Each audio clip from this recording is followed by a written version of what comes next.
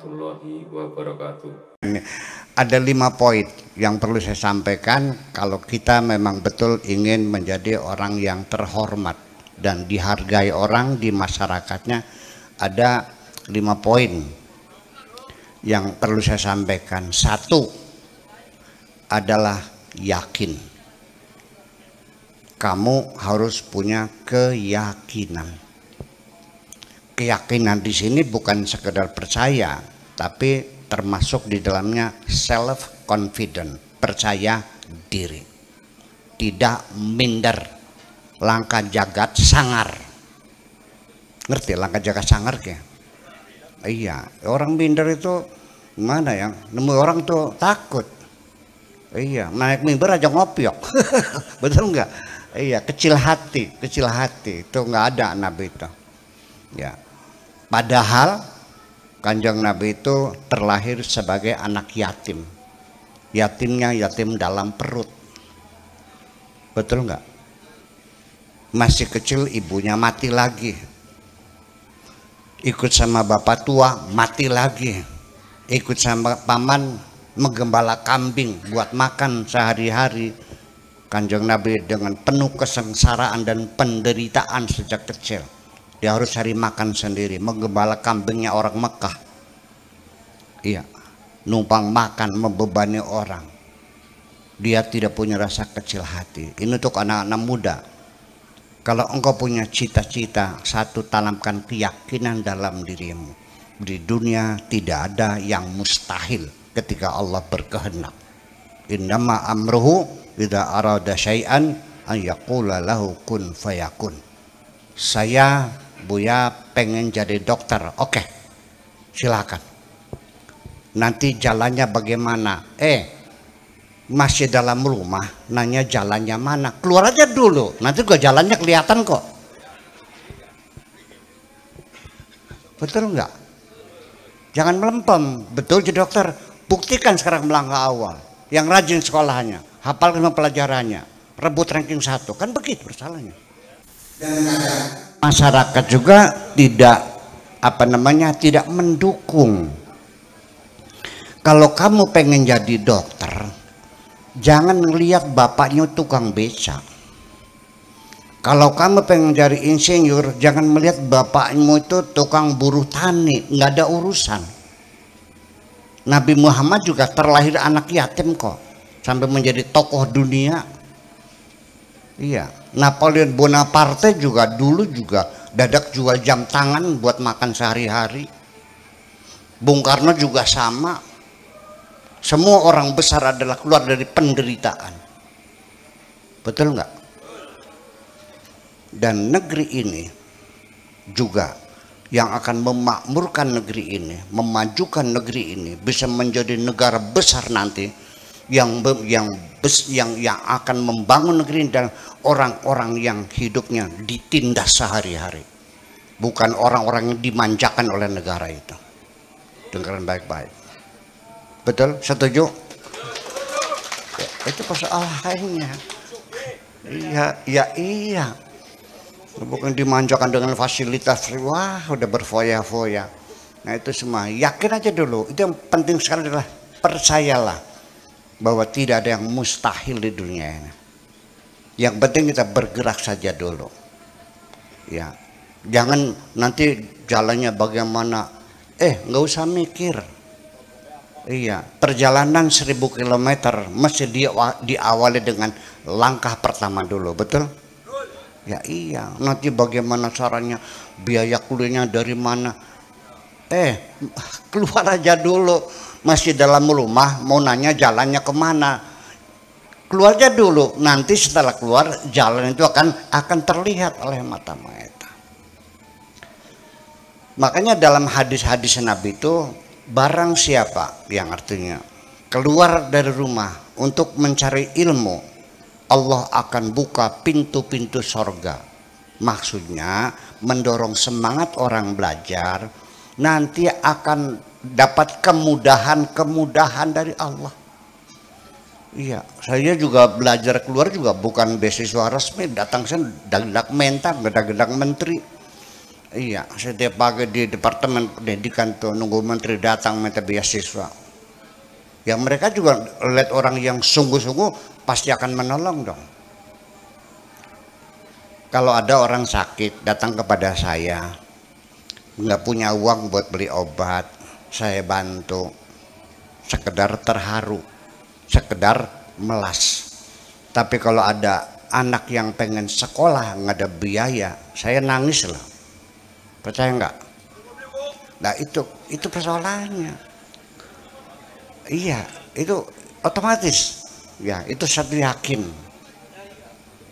Gue yakin, yakin.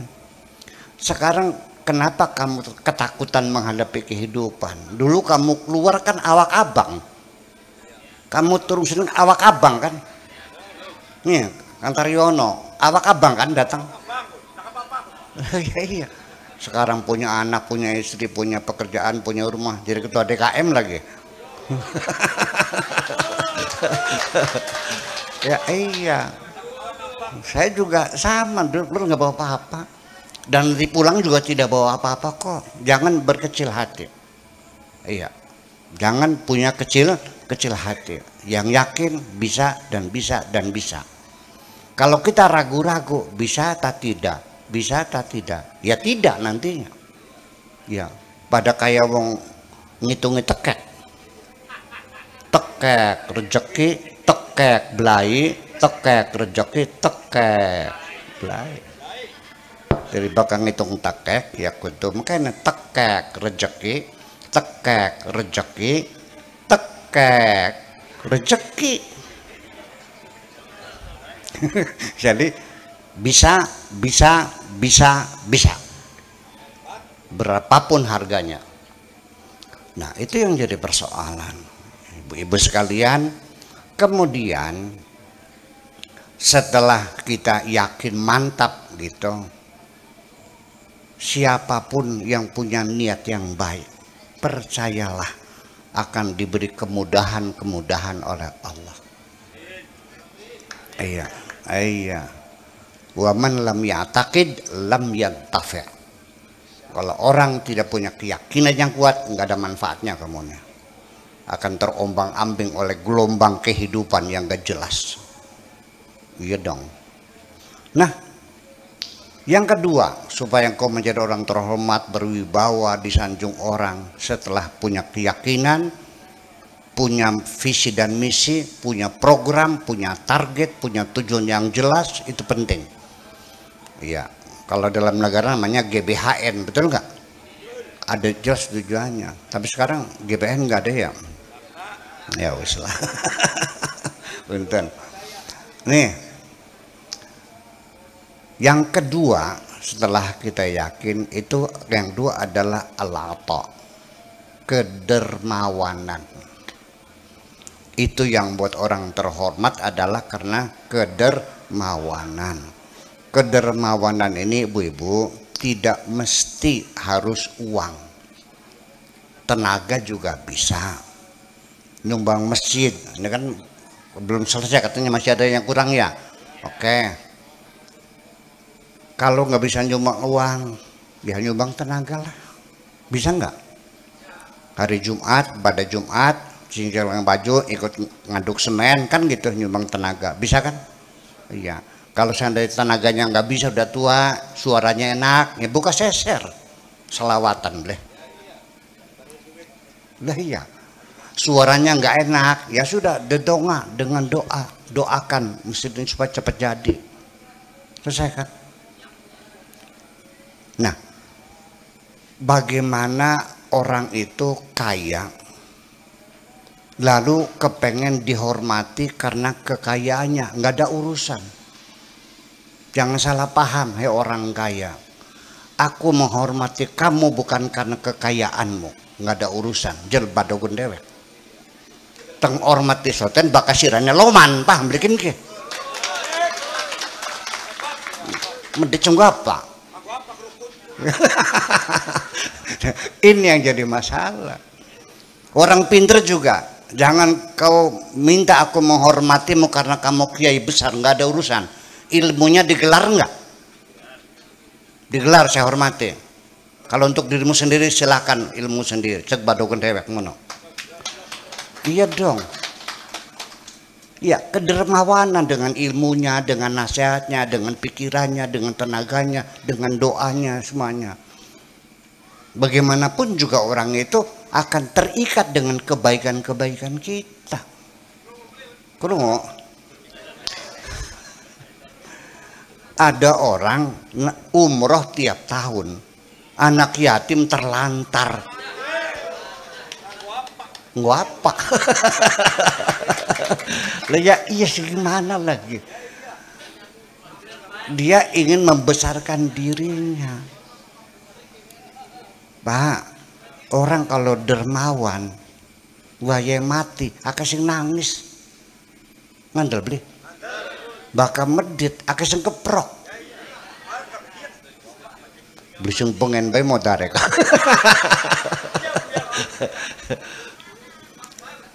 Bapak-bapak, ibu sekalian, ketika engkau miskin dan engkau tidak bisa membantu orang lain, nggak ada masalah, bisa dimaklumi. Tapi bakal sirene sugih, medit, nyemengit, akeh wong sengit tadi bilang antel. Percaya enggak? Orang kaya medit, banyak yang benci, banyak yang mengintai. Iya, makanya as-sodaqah tadfaul bala. Sodaqah itu tolak bala. Gimana lagi? Ya sudah barang tentu, ini mauludan. Berapa patungannya? 20.000 per kakak. Woi saya 2 juta. Ya dodok ini ngarep. Iya boleh. Ya, itu otomatis dong. Gimana lagi? Kedermawanan. Bahkan dengan uang kita yang kita dermakan bisa mengatur negara kok. Iya boleh. Ya iya. Ya ini penting sekali. Itu jangan berharap Anda menjadi tokoh masyarakat di sini akan dituakan, akan menjadi gantungan orang lain. Kalau Anda medit nggak mungkin. Bledoyan. Cek badogon dewek. Nah, itu persoalannya ya. Itu kedua jadi masih dermawan, yakin dermawan. Kemudian yang 3 itu al-itqan, profesional orangnya. Iya. Ngecat mobil ya hasilnya bagus. Bikin kusen ya bagus. Bangun masjid ya bagus. Ibu-ibu ngerias pengantin, wah, yang profesional. Memang harganya 50 juta. Tapi betul-betul manglingaken dengan pengantin kok. Ini siapa? Bocah blesak dia sudah jadi ayu pisan kayak Syahrini. Saya kan nanya, ini siapa nih tata riasnya? Laris nggak? Laris. Jadi jangan berharap kalau Anda tidak profesional akan ada di depan. Profesionalisme dalam memimpin kecamatan profesional, memimpin desa profesional, dari kiai profesional. Ya. Iya dong. Iya. Termasuk ketua DKM profesional. Iya. Iya dong, saya profesional. Dalam segala hal, administrasi, ya, transparansi, ya, keterbukaan, diumumkan setiap Jumat uang masuk sekian, keluar sekian. Itu namanya hebat. Nah, itu dia. Iya. Ada menang, Boy. Iya. Kian mah, masya Allah, profesional. Uang masjid yang pegang ketua dan bendahara. Yang pegang surat-suratnya sekretaris. Saling mengontrol. Itu profesional. Iya dong. Double specimen, jangan pakai ATM, langsung pakai buku rekening, buku tabungan dan double specimen. Jadi ketua ngambil, bendahara tahu, bendahara ngambil, ketua tahu, sekretarisnya juga pegang surat-suratnya. Transparan. Begitu semua transparan, rakyat junti apa nih, dan tidak pernah ragu-ragu. Begitu Kang Taryono perlu sumbangan berapa, ngacung kabekin ke. Iya dong. Orang mulai malas dimakan karena nggak jelas. Betul nggak? Beli kiyang nyumbangnya gang, udah jelas sih. Itu profesion itu dalam segala bidang. Iya, jahit ya sama. Ada baju yang ongkos menjahit 5.000 tuh, Tegal Gubuk tuh, ya konveksi tuh, kanggo nuding nyingset, kanggo turu merkeset. Iya, iya. Tapi kalau buatan yang profesional, bikinan Perancis, harga bajunya juga 1,5 juta paling murah. Ya, jahit baju itu nggak boleh ada benang putusnya. Putus BS sudah. Awit maning gawennya. Nggak ada benang sambungannya. Dipakainya enak. Harganya paling murah 1,5 juta. Bakal agogo mah 50.000. Ini kayak nyengkal. Ya kan seperti tidak profesional. Ya, ya termasuk high skill ya. Tenaga ahli di bidangnya, semacam itu. Itu orang yang punya profesionalisme tinggi itu merasa terpukul ketika dia gagal. Ini Pertamina dulu pernah orang Jepang tuh bikin tangki Pertamina miring tuh, bunuh diri di Hotel Garuda tuh. Iya, itu orang-orang profesional. Jadi tidak bisa tidak bahwa profesionalisme itu harus kita miliki semuanya itu. Paham, Pak? Yang keempat, ketulusan hati kita ketika berderma. Jangan ada petek cilik, jangan ada udang di balik batu. Kita tulus dan ikhlas. Ini yang perlu saya urai sedikit karena penting sekali, bahwa jangan terburu mencatat pahala-pahala atas kebaikanmu. Ya, silakan koreksi dulu ini sodako saya benar atau tidak.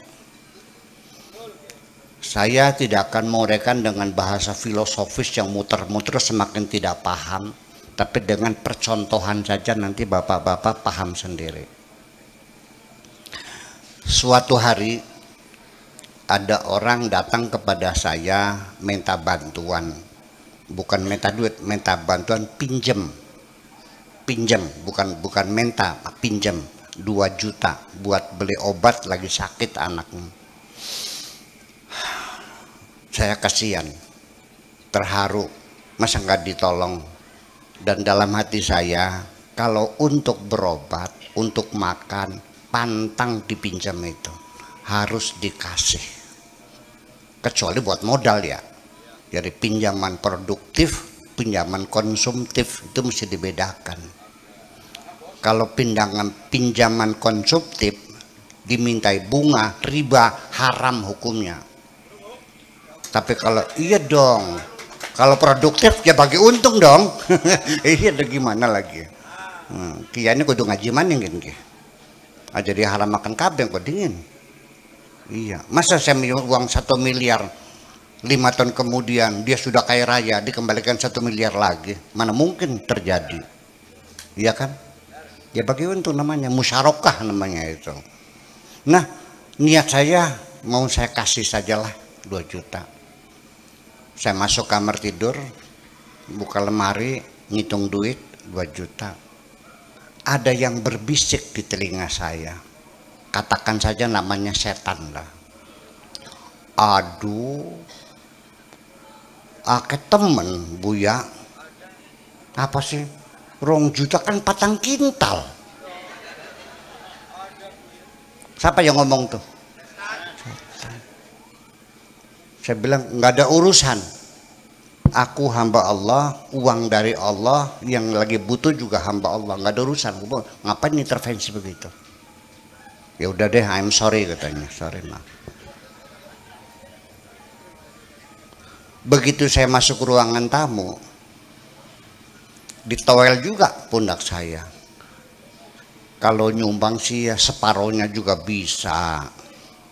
Masa 2 juta, 1 juta aja orang nyumbang mau. Nanti 1 jutanya dicari di tempat yang lain. Ngapain nggak mau mikirin uang ini? Memangnya uang kamu? Bakal beliau tertampak sih Raja. Ya wes ya, sorry.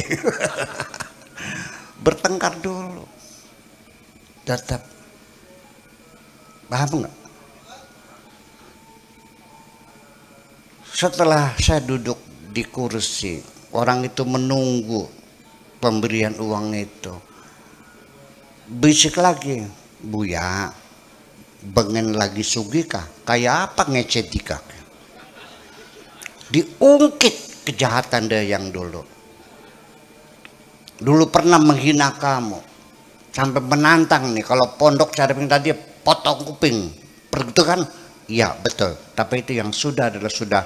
Aku tidak pernah menyimpan dendam dan kebencian kepada siapapun. Melongo iblis. Bayangkan. Begitu akan saya serahkan, Noel lagi ngelok doblikin ke. Ngasihnya nanti Buya, jangan sekarang. Nunggu kalau sudah tamunya banyak. Biar ria gitu, saya bilang. Jadi supaya nunggu tong banyak, supaya dilihat, supaya orang kagum, orang menghormati. Di balik ria ada kemusyrikan.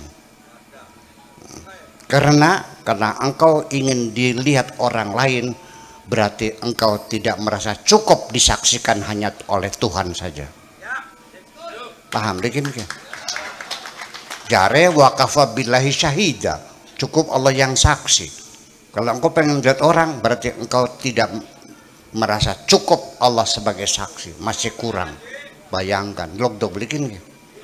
Nah, itu terakhir musyrikan. Jadi artinya jangan anggap gampang ya. Kita berbuat kebaikan saja sampai final murni untuk Allah itu perjuangannya panjang dan tidak selesai. Paham bikin ke? Tidak semudah itu. Ini perlunya keikhlasan seperti itu.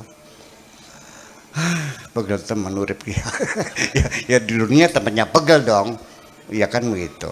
Nah terakhir adalah al-jaudah, berkualitas, artinya berkualitas, hasilnya bagus dan sempurna, bukan hanya sekedar selesai kerja, bukan hanya sekedar goyang, tapi juga hasil pekerjaan kita memuaskan. Nih bedanya, orang Australia kirim apel ke Indonesia, yang bagian pengepakannya nggak tahu mana yang dipak tuh. Akhirnya apel yang BS masuk dipak, dikirim ke Indonesia. Majikannya nanya, mana yang BS-nya? Udah dikirim. Wah panik dia. Panik. Iya, ini kan kita kan dagang jual beli. Jangan mengecewakan orang dong. Langsung kirim telegram kepada impor Indonesia, tolong musnahkan apel-apel yang rusak, yang baik, musnahkan, akan kami ganti segera dengan yang baru. Paham bikin ke? Nah itulah al-jaudah, kesempurnaan, kualitas dipertahankan. Bahkan wong dagang pelem ning Jati Barang mah, orang jual mangga di Jati Barang, yang bosok-bosok di bawah, yang bagus-bagus diborong oleh orang kaya Jakarta secepon-ceponnya. Alhamdulillah payu kabeh. Itu bedanya. Paham? Nah jadi artinya cobalah kita tanamkan sifat semacam itu supaya kita menjadi orang yang terhormat, yang disegani, yang tersanjung dan sebagainya. Nanti sampai mati juga akan banyak orang yang menangis kehilangan dirimu itu. Ya, dan yang mendoakannya kayak Nabi sampai sekarang sama. Ya, Syekh Syarif itu sampai sekarang orang mendoakan, betul nggak? Lah ya iya, Kanjeng Nabi sealam dunia mendoakan dia. Ya, siapapun dijunti, yang minimal se-Indonesia mungkin ya apa namanya? Sulit dunia mah, minimal sejunti saja. Kan sudah hebat sekali itu. Dan kalau kita masing-masing saling menghormati, saling menghargai, saya kira akan jadi masyarakat yang paling damai di sini. Terima kasih. Assalamualaikum warahmatullahi wabarakatuh.